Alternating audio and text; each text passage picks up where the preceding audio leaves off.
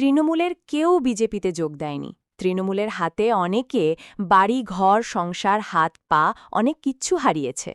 বিজেপির নিচুতলার কর্মীরা তৃণমূলকে মেনে নেবে না। আবার বিজেপিতে যারা আছেন সবাই তো আর গঙ্গাজলে ধোয়া নন। আজ সাংবাদিকদের সামনে অনেক কিছুই বলেছেন মন্ত্রী দিলীপ ঘোষ। শুনব। বলা হলো যে সমস্ত রকম তৃণমূলের জন্য বিজেপির দরজা খোলা, এতে রাজ্যবাসীর প্রশ্ন, তাহলে আমরা পরিবর্তনটা করলাম কেন? এবং নিচু তলার বিজেপি কর্মীরা তাদের কিন্তু ক্ষোভ এবং রাগ।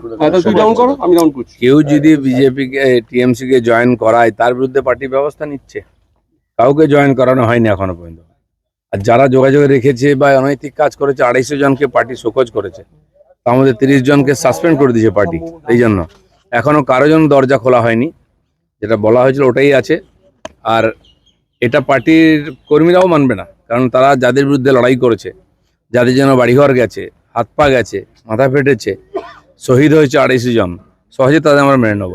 দলের হাইকমান্ড এবং তার সঙ্গে দলের নিচু তলার কর্মী, তাদের মধ্যে কোথাও না কোথাও একটা মানসিক দূরত্ব তৈরি হচ্ছে। তার কারণ হচ্ছে এটা নিয়ে অনেকদিন ধরে বিভ্রান্তি বাড়ছে। প্রথমে তৃণমূলের বিধায়করা, ঋতব্রত শিবির, তারা বিজেপির ঘেঁষা হলো। তারপর তৃণমূলের সাংসদরা এনসিপিআই করে বিজেপির ঘেঁষা হলো। এরপর যদি তৃণমূল থেকে কাতারে কাতারে লোক বিজেপিতে ঢুকতে শুরু করে, নিঃসন্দেহে যে সমস্ত কর্মী বিগত 15 ঘেঁষাঘেঁষি হতেই পারে। আমার পাশের বাড়ি থাকে কোনো টিএমসির লোক, তার সঙ্গে কথা বলবো না? এই ধরনের রাজনীতি তো আমি কমসে কম করি না। টিএমসির এই এমএলএ এমপিদের সঙ্গে বেশিরভাগের সঙ্গে আমার সম্পর্ক আছে এখনো, কিন্তু কাউকে আমি ডাকিনি বিজেপিতে এসো। তারা তাদের পার্টি করছে। এখন সর্বভারতীয় পার্টি আমাদের, তারা যদি কোনো ডিসিশন নেয় সেটা আমরা মানবো, কিন্তু তারাও এখানকার পরিস্থিতি জানেন। তো সেই জন্য পার্টি ঢুকে যাবে, বিজেপি ডুবে যাবে এরকম নয়। সারা ভারতবর্ষে বিজেপি এভাবেই জিতেছে, এগোচ্ছে এবং সুশাসন দিচ্ছে। স্যার, কয়েকদিন আগে অ্যান্টি করাপশন ব্রাঞ্চ তৈরি হয়েছে। দেখা গেল যে গতকালই একজনকে গ্রেফতারও করা হলো, এবং সাব ইঞ্জিনিয়ার সে ঘুষ নিতে গিয়ে তাকে গ্রেফতার।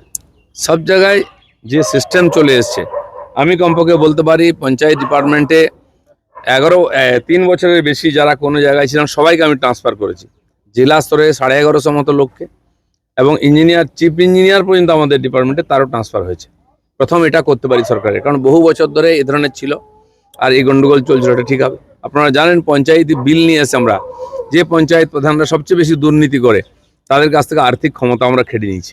সরকারিভাবে যেটা করা সম্ভব সেটা আমি নিশ্চয়ই করবো।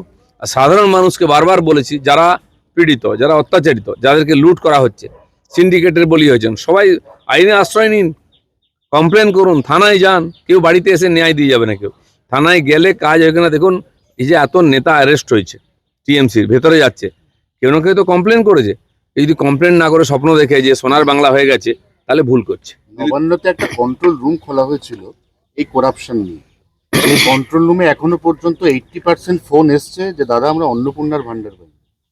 তো এর সঙ্গে করাপশন কি সম্পর্ক? নেই তো। সারা পশ্চিমবাংলার, বললাম তো, নিজের কি পাবো তার জন্য সবাই চিন্তা করছে। কি করে করাপশন বন্ধ হবে? কারণ বেশিরভাগ লোকই করাপশনের সঙ্গে যুক্ত। বাড়ি করার জন্য অবৈধভাবে টাকা দিয়ে কে ওখান থেকে প্ল্যান পাস করায়। খালে, বিলে, রাস্তা, ইরিগেশনের জায়গায় বাড়ি করেছে তো সাধারণ মানুষ, টাকা দিয়েছে নেতাদেরকে। তো যে দিয়েছে আর যে নিয়েছে দুজনেই সমান দোষী। কেন সরকার তার কাজ করে যাচ্ছে করাপশন বন্ধ করার জন্য। মাটির স্তরেও আপনারা দেখেছেন, আমাদের মন্ত্রী, স্বাস্থ্যমন্ত্রী হসপিটালে যাচ্ছেন, আমাদের পূর্তমন্ত্রী তিনিও গিয়ে দেখছেন, মাননীয় মুখ্যমন্ত্রী নিজে থানায় গিয়ে, ফায়ার ব্রিগেডে গিয়ে ওখানকার পরিস্থিতি খতিয়ে দেখছেন। তো রাতারাতি কেউ যদি মনে সোনার বাংলা হয়ে যে ভাবে, এটা ভুল হচ্ছে, সময় লাগবে। এত বছরের যে জমে আছে ক্লেদ, সেটা দূর করতে 6 মাস 1 বছর তো লাগবেই। কাজ হচ্ছে না এরকম নয়, কাজ হচ্ছে, কিন্তু তার একটা সীমা আছে। পুরুলিয়াতে অমিত মেটালিক 4000 crore 4000 কোটি বিনিয়োগ করছে। কালকে মুখ্যমন্ত্রী বলেছেন শিল্পের অমৃতকাল শুরু হচ্ছে, 2 বছরের মধ্যে পশ্চিমবঙ্গ শিল্পে স্বনির্ভর হয়ে যাবে। একদম ছিল স্বনির্ভর বাংলা শিল্পেতে, তার চেয়ে ভালো জায়গায় যাবে। কারণ এতদিন যে সরকার ছিল তাদের কাছে কত জমি কোথায় আছে তার কোনো হিসাব নেই, কোনো নীতি নেই ইন্ডাস্ট্রির জন্য কি করা উচিত। এইগুলো পলিসি ম্যাটার, সময় লাগে।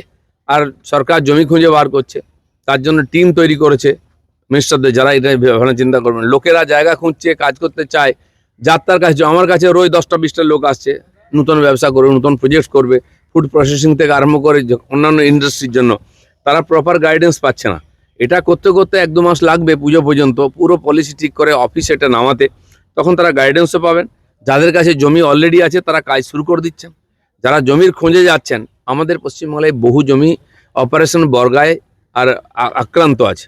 জমি কেনার পরে দেখা গেল মাঝখানে বর্গা আছে, ছোট ছোট আদিবাসীদের জমি আছে মাঝখানে, সে একটা 20 একরের প্লট কিনবে, সেটা যদি পরিষ্কার না হয় কাজ শুরু করতে পারছে না। এটা আজ না 10 বছর আগে জমি কিনেছেন, কিন্তু এই যে লিটিগেশনের জন্য কাজ শুরু করতে আজকে কাজ করতে চাইছেন, কিন্তু এটা সরকারের পলিসি ঠিক করতে হবে আদিবাসীদের জমি কি করে হস্তান্তর করা যায়। এবং যত অপারেশন বর্গা সিপিএম হয়েছিল তারা কেউ চাষ করে না, কিন্তু জায়গাটা হয়ে গেছে কন্ট্রোভার্সিয়াল, সেখানে কাজ করা যাচ্ছে না, এগুলো দূর করতে একটু সময় লাগবে। দিলীপ দা, মোহন ভাগবত জেনজিদের সাথে মিট করলেন, তিনি বলেছেন প্রতিবাদ করলেই রাষ্ট্রদ্রোহী নয়, তরুণ প্রজন্মের ক্ষোভ ন্যায্য। দেখুন, আরএসএসই একমাত্র সংগঠন 100 বছর ধরে কাজ করে চলেছে রাজনীতি থেকে দূরে থেকে, তাতেই লক্ষ লক্ষ যুবক আছেন, তারা কাজ করেন, তাদের বুঝিয়ে মানসিকতা, কিন্তু মাঝে মধ্যে বিদেশি ভাবধারায় আক্রান্ত হয়ে কেউ কেউ একটু দেশের বিরুদ্ধে উৎপাত করেন, সেটা অভিজ্ঞতা কম ইত্যাদি। মাননীয় প্রধানমন্ত্রীও তাদেরকে ক্ষমা করেছেন, কোর্ট ক্ষমা করেছে, কিন্তু এটা ঠিক যে প্রত্যেক জেনারেশনের একটা মানসিকতা হয়। আজকে প্রগতি মানে কি বলে প্রযুক্তি এগিয়ে যাচ্ছে, দুনিয়া এগোচ্ছে, তার প্রভাব পড়ছে, সেজন্য সেই ছেলে মেয়েদের মানসিকতা কি, তাদের মনের কি অবস্থা, কি চাইছেন, সেটা মাঝে মধ্যে বসে আমাদের বোঝার দরকার। মাননীয় মোহন ভাগবতজি আমাদের হিন্দু সমাজে একজন অভিভাবকের মতো, তিনি বর্তমান প্রজন্মকে গাইড করেন এবং তাদের মানসিকতা বোঝার চেষ্টা করছেন, এটা রাষ্ট্রের পক্ষে খুবই ভালো। এতদিন পর্যন্ত যে সরকার ছিল সেখানে দেখা গিয়েছিল যে একাধিক সরকারি কর্মীর ঘুষের কথা, দুর্নীতির কথা, কিন্তু কোনো কিছু গ্রেফতার হয়নি। দেখা গেল এই সরকার আসার পর অ্যান্টি করাপশন ব্রাঞ্চ তৈরি হলো, গতকালই একজন গ্রেফতার হলেন সাব অ্যাসিস্ট্যান্ট ইঞ্জিনিয়ার। একজন এরকম বহু কেস আছে, আরো গ্রেপ্তার হবে, কিন্তু তদন্ত না করে যাকে তাকে তো আর গ্রেপ্তার করা যায় না। তথ্য সহ কেউ যদি কমপ্লেন করে নিশ্চয়ই তার উপরে একটু দিলীপ, 27 কার্যবাহী লক্ষ হবে। নাম এসআইআর এ বাদ হয়ে গেছিল, এখনো পর্যন্ত আবেদন হয়েছে মাত্র 7 লক্ষ, তাহলে কি ধরে নিতে হবে 20 লক্ষ ভুয়ো? দেখুন, 27 লক্ষ কেন, আমাদের এখানে 91 লক্ষ নাম বাদ গেছে।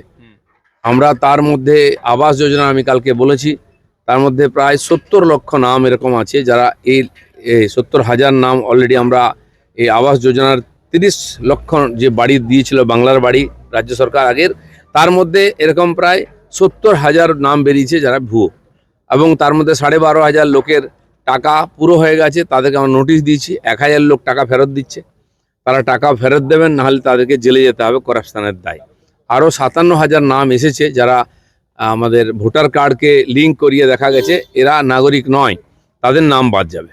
জেপিএসসির যে পরীক্ষা, সেই পরীক্ষার প্রশ্ন ফাঁস, এবং এবার দেখা গেল যে আন্দোলন, এবং সেই সঙ্গে রাহুল গান্ধী, তিনি যখন নীরব ছিলেন, এখন দেখা গেল তাদেরকে আশ্বস্ত করছেন। রাহুল গান্ধী এখন কোথায় কোথায় আন্দোলন করতে যাবেন দেখুন, যারা শুরু করেছেন চেষ্টা তাদের দেখতেই হবে। অবশ্যই পেপার লিক ইত্যাদি যেগুলো ছাত্রদের ভবিষ্যৎ নির্ভর, সেগুলো বন্ধ হওয়া উচিত। যারা এর সঙ্গে যুক্ত তার বিরুদ্ধে কড়া ব্যবস্থা নেওয়া উচিত। কেন্দ্র সরকার সঙ্গে সঙ্গে আইন তৈরি করেছে, আমাদের মনে হয় অন্যান্য রাজ্যে ওটা করা উচিত। ছেলে মেয়েদের ভবিষ্যৎ নিয়ে কোনো রকম চালাকি কারো কাছে বরদাস্ত হবে না। ঋতব্রত তৃণমূল আজকে মুখ্যমন্ত্রীর সঙ্গে দেখা করবে, এছাড়া একটু সংযোজন করে দিয়ে আজকে NCPI প্রধানমন্ত্রী ও এনসিপিআই এর সাথে যোগাযোগ করা। প্রধানমন্ত্রীর সাথে ঠিক আছে, নতুন পার্টি করেছেন, তারা কি করবেন, তারা ক্ষমতায় যারা আছেন, প্রধানমন্ত্রীর সঙ্গে ভারতবর্ষে কেন বিশ্বের সবাই দেখা করেন, দেখা করতেই পারেন। মুখ্যমন্ত্রী এখানে তার সঙ্গে দেখা করতেই পারেন, তাদের কোনো সমস্যা, মতামত, সাজেশন থাকতেই পারে।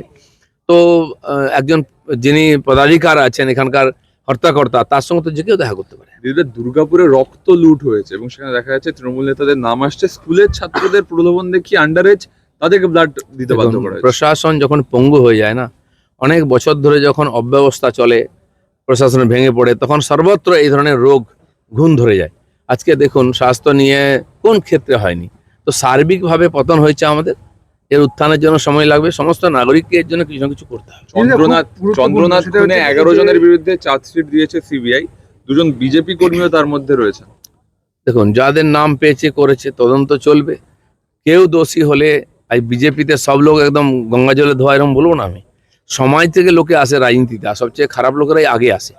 সেই জন্য কেউ দোষী হলে, সে কোন পার্টি করে সেটা সেকেন্ডারি, দেশের আইন ভেঙেছে কিনা সেটা হচ্ছে প্রথম, তার সাজা হওয়া উচিত। সেই জন্যই কি বিজেপিতে 250 জনকে শোকজ, 30 জনকে সাসপেন্ড, এই বিভিন্ন ধরনের পার্টির শৃঙ্খলা ভঙ্গ করেছে বা অনৈতিক কাজ, আর্থিক দুর্নীতির সঙ্গে যুক্ত হয়েছে, যা কমপ্লেন আসছে যদি মনে হয় ঠিক, তার বিরুদ্ধে পার্টি ব্যবস্থা নেয়। দাদা, বিএসকে যারা রয়েছে 7,000 কর্মী, এবং এদের দেখা গেল যে জুলাই এবং জুন মাসের যে বেতন তা বন্ধ করা হয়েছে। একাধিক কাজ করে থাকে এবং সরকারি যে প্রকল্প তার কাজ করে, কি হবে ভবিষ্যৎ? আমাদের যেমন পঞ্চায়েত বিভাগে প্রায় 1 লাখের বেশি এরকম কর্মী আছেন যারা কন্ট্রাকচুয়াল এবং বিভিন্ন প্রজেক্টের মাধ্যমে তারা যুক্ত হয়েছিলেন। সাধারণত কোনো প্রকল্প চালু হলে কেন্দ্র সরকার টাকা দেয়, প্রকল্প যতদিন চলে ততদিন কর্মচারীরা পয়সা পান। প্রকল্প বন্ধ হয়ে গেছে 10 বছর আগে, তারা এখন ঘুরে বেড়াচ্ছে যে আমাদের কাজ দিতে হবে, এ ধরনের কোনো এগ্রিমেন্ট হয়নি। তো কাজ শেষ, পয়সা শেষ, চলে যায়। কিছু কিছু লোককে পঞ্চায়েতে রেখেছে, এই যে ছোট ছোট প্রকল্প শুরু হচ্ছে, মাঝে মধ্যে তারা কাজ পান, এর কোনো গ্যারেন্টি নেই। আর আমরা পুরোটাই খতিয়ে দেখছি তাদেরকে কতটা নেওয়া যায়, রাখা যায়, কি সুবিধা দেওয়া যায়। Thank you.